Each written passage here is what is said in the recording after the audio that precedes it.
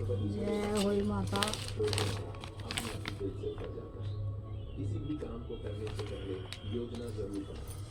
तत्पश्चात सही के शराब से सेठानी के सातों लड़के एक ही साल के अंदर समाप्त हो गए, अर्थात मर गए। इस प्रकार अपने बच्चे को असमय काल के मुंह में समाये जाने पर सेठ सेठानी इतने दुखी हुए कि उन्होंने किसी तीर्थ पर जाकर अपने प्राण को तेज देना उचित समझा। इसके बाद वे घर बार छोड़कर पैदल ही किसी तीर्थ की ओर चल दिए और खाने की ओर कोई ध्यान न देकर जब तक उन्होंने कुछ भी शक्ति और साहस रहा तब तक वह चलते रहे, और जब वह पूर्णत अशक्त हो गए उन्होंने अंत में मूर्छित होकर गिर पड़े।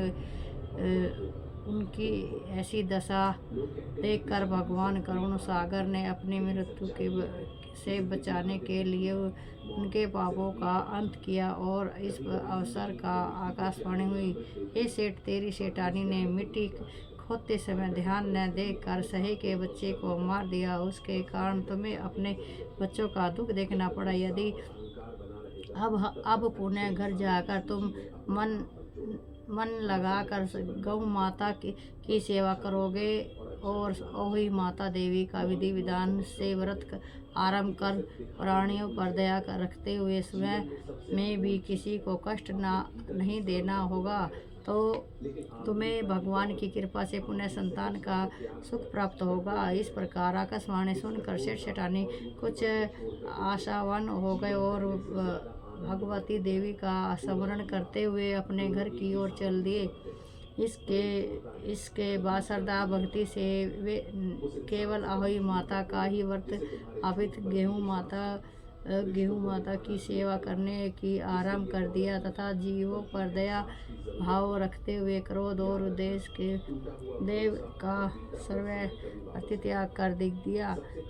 ऐसा करने से पश्चाताप भगवान की कृपा से सेठ सेठानी उन्हें 7 पुत्र वाले होकर अगणित पुत्रों सहित संसार से नाना प्रकार के सुखों को भोगने के पश्चात स्वर्ग को चले गए।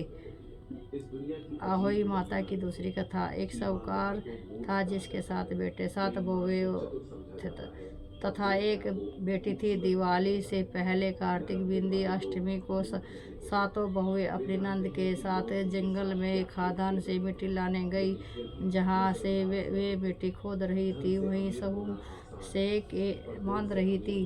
जय सहू होई माता की जय हो।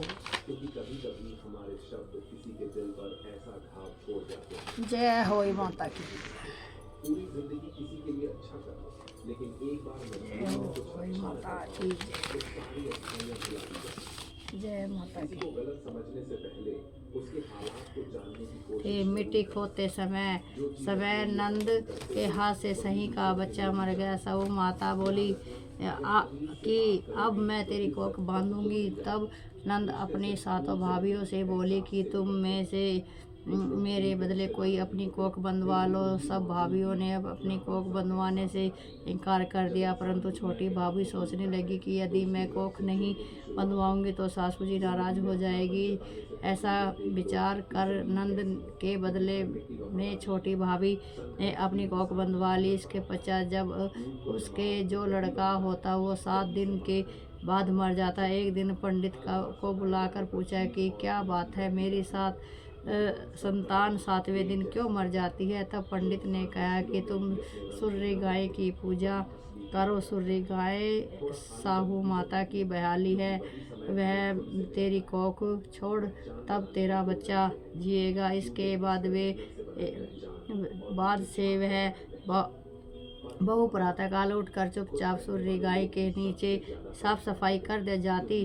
गौ माता बोली कि आजकल कौन मेरी सेवा कर रहा है, सो आज देखूंगी। सो गौ माता खूब तड़के उठी, क्या देखती है कि एक साहूकार की बेटे की बहू उसके नीचे साफ सफाई कर रही है। गौ माता उससे बोली क्या मांगती है। तब साहूकार की बहू बोली कि सहू माता तुम्हारी बिहाली है और उसने मेरी कोख बांध रखी है, सो मेरी कोख खुलवा दो।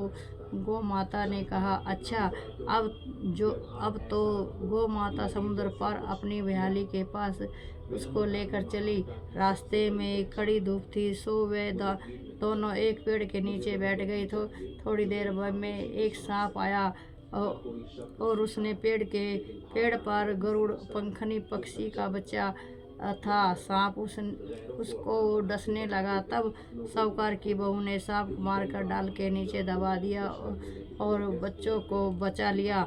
थोड़ी देर में गरुड़ पंखनी आए तो वहाँ खून पड़ा देखा। साहूकार की बहू ने चोंच मारने लगी। तब साहूकार की बहू बोली कि मैंने तेरे बच्चे को नहीं मारा, बल्कि सांप तेरे बच्चे को डसने आया था। मैंने तो उससे तेरे बच्चे को रक्षा की है। यह सुनकर गरुड़ पंखनी बोली कि मांग, तू क्या मांगती है? यह बोली, 7 समुंदर पार गौ माता सौ माता रहती है, हम तो उसे के पास पहुंचा दे। तब गरुड़ पंखनी ने दोनों को अपनी पीठ पर बैठाकर सौ माता के पास पहुंचा दिया। सौ माता उसे देखकर बोली कि आ बहन, बहुत दिनों बाद आई है। फिर कहने लगी, ये हुई माता।